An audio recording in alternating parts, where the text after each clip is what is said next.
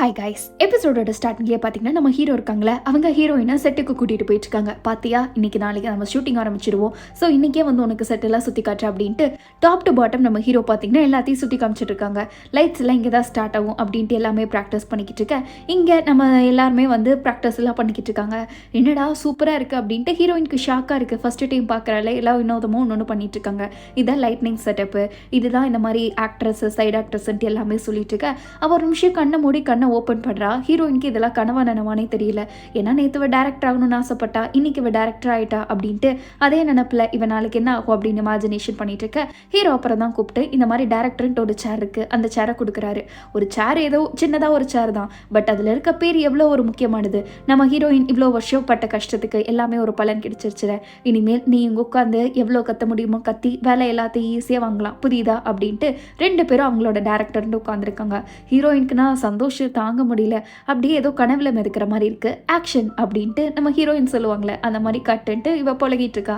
அடுத்த நாள் ஷூட்டிங்கில் தான் காட்டுறாங்க. நம்ம ஹீரோ ஜெனியும் சரி, அப்புறம் நம்ம ஹீரோவோட ஃப்ரெண்டும் சரி, ரெண்டு பேரும் ஸ்டார்ட் பண்ணிட்டாங்க. அப்படியே ஃபர்ஸ்ட் டைமே பார்த்தீங்கன்னா ஷூட்டிங் தான் போயிட்டு இருக்கு. வந்த உடனே அவர் கொஞ்சம் கொஞ்சம் பேசிக்கிட்டு இருக்கணும். ஜெனி பார்த்தீங்கன்னா கிண்டல் பண்ணி பதில் சொல்லிட்டு இருக்கணும். அதே மாதிரியே ஷூட் படி எல்லாமே லைனாக கரெக்டாக போயிட்டு இருக்கு.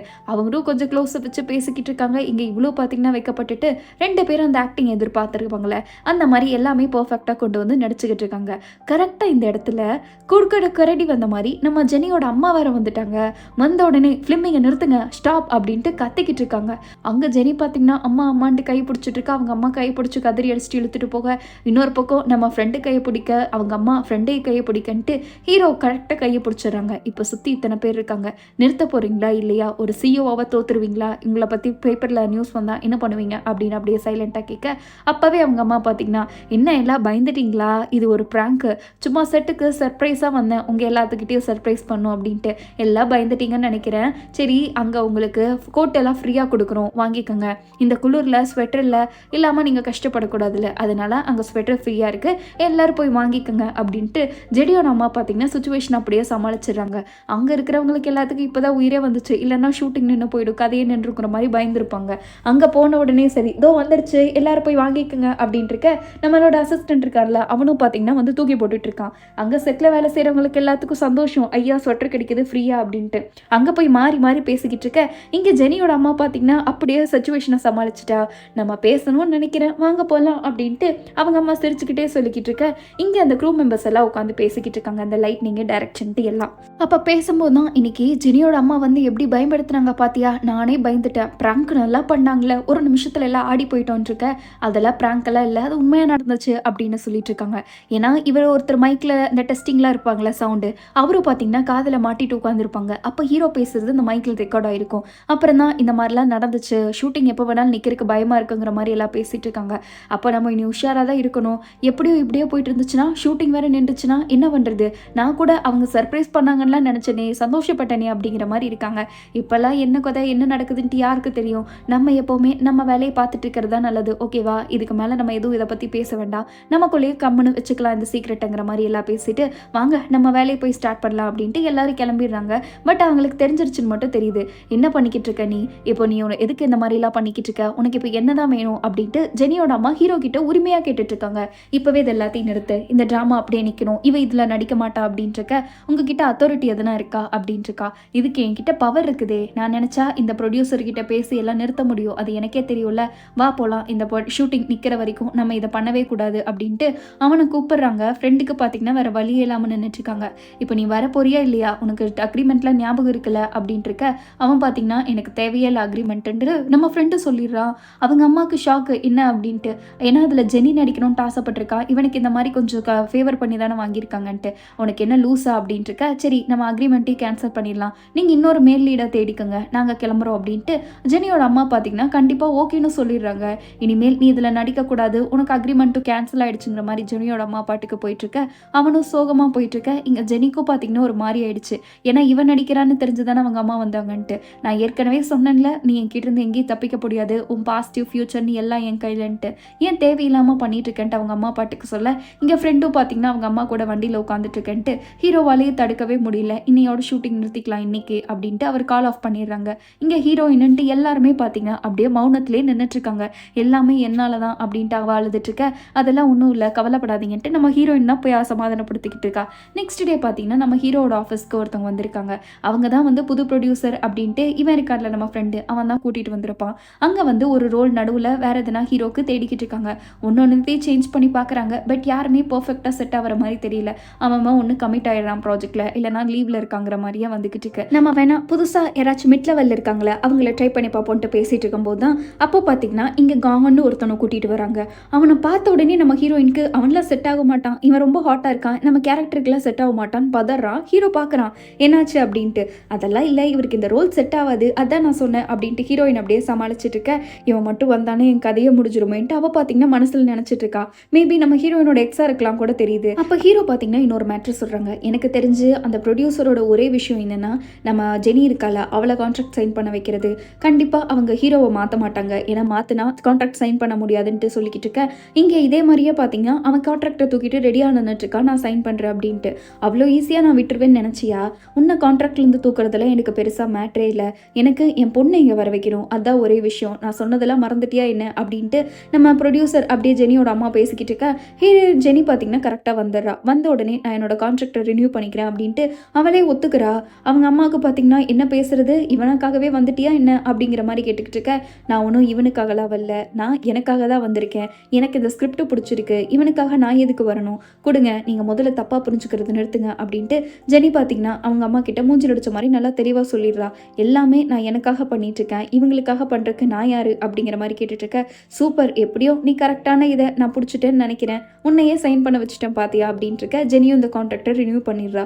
இதுக்கு மேலே பேசுறதுக்கு ஒன்றுமே இல்லை, இந்த பேப்பரே எனக்கு போதுமே, இப்போ 2 பேர்த்தோட புரியும் என் கையில் அப்படின்ட்டு ஜெனியோட அம்மா பார்த்தீங்கன்னா அவ்வளோ சந்தோஷமாக இருக்காங்க. இனி 2 பேரும் எந்த நினச்சாலும் பண்ண முடியாது, போய் பணத்தை நடிச்சுக்கங்கன்ட்டு சந்தோஷமாக அவங்க அம்மா கான்ட்ராக்டை வச்சுட்டு இருக்க.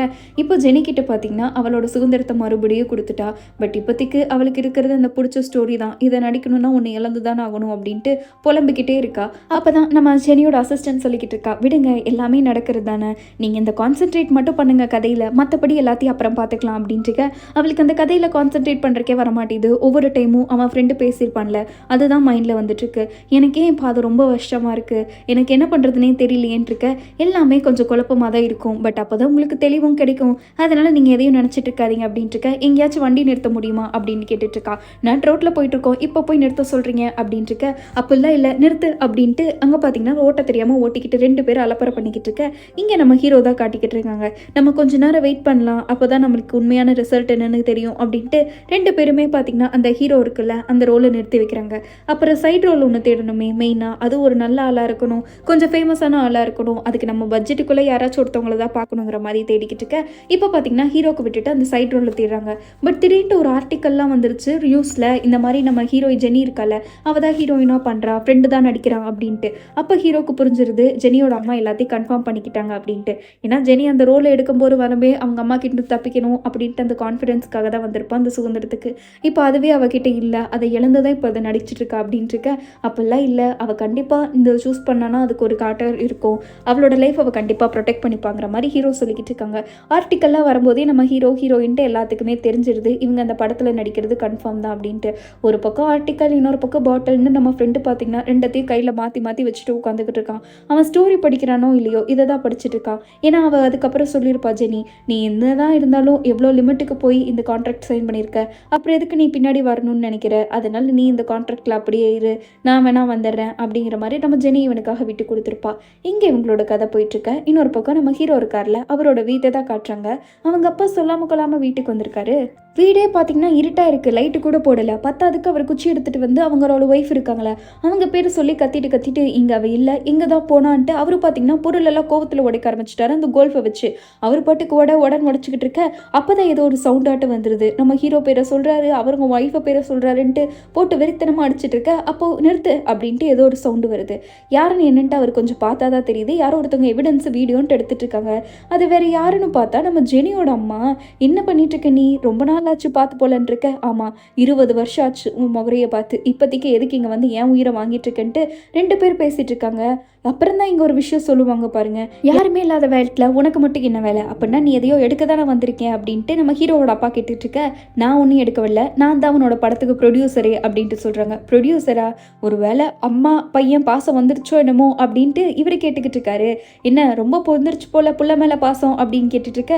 நம்ம என்னடா நடக்குதுன்னு பேசிகிட்டு இருப்போம். அப்போ தான் ஒரு மேட்ரு சொல்கிறாங்க. என்ன அப்படின்னா, நம்ம ஹீரோவோட அப்பா இருக்காங்களே, அப்பாவும் ஜெனியோட அம்மாவும் டேட் பண்ணியிருப்பாங்க கொஞ்ச நாள். அப்புறம் மாசமாக இருப்பாங்க. இவங்களுக்கு கல்யாணம் நடந்திருக்காது. பட் அந்த மாசமாகி பிறந்த பையன் தான் நம்மளோட ஹீரோ.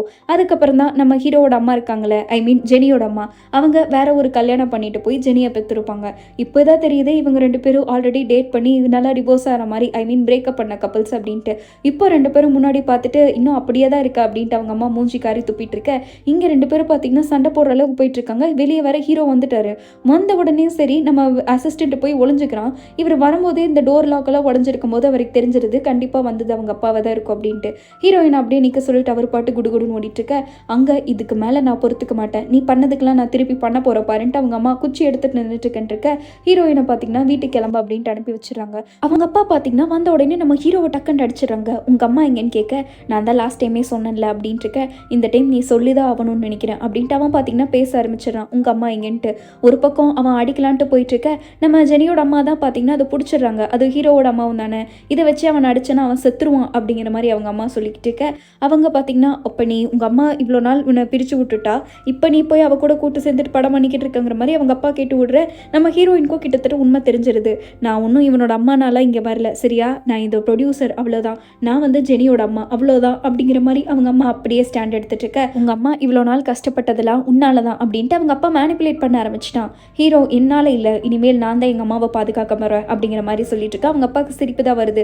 அது உங்கள் அம்மாவா? அவள் ஒன்றும் உன்னோட அம்மா இல்லை, அவன் என்னோட பொண்டாட்டி தெரியும்ல உனக்கு அப்படின்ட்டு நீயே தான் அவளை கஷ்டப்படுத்திட்டு இருக்க, நீ இல்லைன்னா அவள் சந்தோஷமாக எப்பயோ இருந்திருப்பாங்கிற மாதிரி பேசிகிட்டு இருக்கான். அன்னைக்கு உன் காலை நான் ஃபிக்ஸே பண்ணியிருக்க கூடாதுன்னு நினைக்கிறேன்ட்டு அவன் பார்த்தீங்கன்னா ரொம்ப ஓவராக நம்ம ஹீரோயின்ட்ட பேசிக்கிட்டு இருக்கான். இதை பார்த்து நம்ம ஹீரோ கடுப்பாகிறத விட ஜெனியோட அம்மாவே ஒரு மாதிரி ஆயிடுவா. ஆமாம், ஆனால் நீங்கள் ஒன்றும் என் காலை ஃபிக்ஸ் பண்ணல, ஹீரோ தான் என்ன பண்ணுனா, இப்போ நான் உடஞ்சிருக்கிறது அவனால தான் நான் ஃபுல்லாக இருக்கேன்ட்டு செருப்பில் அடித்த மாதிரி பார்த்தீங்கன்னா அவள் பேசிடுறா. அவங்க அப்பா கிளம்பிடுறான். இன்னமே அவன் அப்படி தான் வாழ்ந்துட்டு இருக்கானா அப்படின்ட்டு, இன்னமே நீ இப்படி தான் இருக்கியான்ட்டு ஜெனியோட அம்மா பார்த்தீங்கன்னா பேசுகிறா. இருந்தாலும் அவளுக்கு ஒரு உள்மனசு அப்படியே தடுத்துருது. என் பொண்ணை எதுக்கு நடிக்க வச்சுன்னு அவங்க அம்மா கேட்க, இப்போ இந்த விஷயத்தை கேட்க தான் இவ்வளோ தூரம் வந்தீங்கள அப்படின்ட்டு இருக்கா. ஆமாம், என் பொண்ணை நீ என்கிருந்து படிக்கணும்னு நினைக்காத, ஏன்னா நீ ஆல்ரெடி செஞ்சாலும் செய்வேன் இருக்க. ஹீரோக்கு சிரிப்பு தான் வருது. நான் ஒன்றும் அவள் ஆசைப்பட்டாங்கிறதுக்காக தான் நான் சேர்த்துக்கிட்டேனே தவிர நான் ஒன்றும் அவளை ஆசைப்பட்டு கூப்பிட்டுக்கல, நானும் அவளும் ஒரே மாதிரி தான் இருக்கேன். அது எப்படி நீ என் பொண்ணையும் உன்னையும் கம்பேர் பண்ணலாங்கிற மாதிரி அவள் சொல்லிக்கிட்டு இருக்கா. ஏன்னா அவளும் சரி எனக்கும் சரி அம்மா பாசம் முழுசாக கிடைக்கல. ரெண்டாவது விஷயம், அவளும் எப்படி தமிச்சா தனியாக இருக்கணும்னு ஆசைப்படுறாளோ அதே மாதிரி தான் நானும் இருக்கேன். அதனால தான் மேபி நாங்கள் 2 பேரும் ஒன்றா இருக்கோன்னு இருக்கல. அப்படிலாம் இல்லை, இந்த படத்தை மட்டும் முடிச்சு கொடு, எனக்கு அது போதும், நீ தேவையில்லாத வேலை எதுவுமே பண்ணாத அப்படின்ட்டு அவங்க பார்த்தீங்கன்னா கொஞ்சம் கூட மனசாட்சி இல்லாமல் ப்ரொடியூசரை மட்டும் பேசிட்டு போகிறாங்க. ஹீரோக்கு இவங்க இப்படி போனோடனே மனசை சுத்தமாக உடஞ்சிட்டாங்க. ஹீரோயின் பேச வரா. ஆனால் ஹீரோ பார்த்தீங்கன்னா, எனக்கு கொஞ்சம் தனியாக விடுறியா, கோச்சிக்காத, எனக்கு கொஞ்சம் தனியாக இருக்கணுங்கிற மாதிரி நம்ம ஹீரோயின்ட்ட சொல்லிட்டு போயிட்டுருக்கா. இவ்வளோ பெரிய அதிர்ச்சியை நம்மளே தாங்கலை, ஹீரோயின் எப்படி தாங்குவா? அவள் அப்படியே பார்த்தீங்கன்னா ஸ்டன் ஆகி நம்ம ஹீரோயின் பேச்சு மூச்சு இல்லாமல் நின்றுட்டு இருக்க. வீட்டை ஃபுல்லாமே க்ளீன் பண்ணிக்கிட்டு இருக்கா. இருந்தாலும் அவளுக்கு மனசே இல்லை, ஹீரோ என்ன தான் நினச்சிட்டு இருப்பான் அப்படின்ட்டு, அவன் அழுதுட்டு இருப்பான் அப்படின்ட்டு அவளுக்கு நல்லாவே தெரியும். ஹீரோவும் அதே மாதிரி தான் பார்த்தீங்கன்னா கதவுல உட்காந்து அழுதுட்டு இருக்காங்க. ஹீரோயின் போய் ஹீரோ கிட்ட பேச ஆரம்பிச்சிருக்கா. ஃபர்ஸ்ட் பார்த்தீங்கன்னா போன உடனே அவள் பாட்டுக்கு ஹக் பண்ணிடுறா.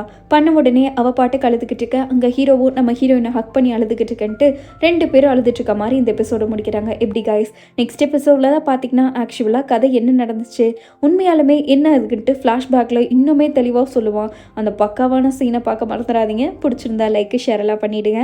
இந்த சீன் எப்படி இருந்துச்சு, இந்த சஸ்பென்ஸை நீங்கள் எதிர்பார்த்தீங்களா இல்லையா அப்படின்னு மறக்காமல் கமெண்ட் பண்ணிட்டு போங்க. அதே மாதிரி அடுத்து ஒரு சூப்பரான வீடியோவில் வந்து மீட் பண்ணுவோம். அது வரைக்கும் பை ஸ்வீட்டீஸ். இன்றைக்கி 7 மணிக்கு நீங்கள் கேட்ட மாதிரி ஒரு புது ட்ராமாவை கொண்டு வந்துட்டேன், ஒரு பக்காவான ரொமான்டிக் காமெடி. அதை வந்து மறக்காமல் பாருங்கள். அடுத்து ஒரு நியூ எபிசோடில் மீட் பண்ணுவோம். அது வரைக்கும் பை கைஸ்.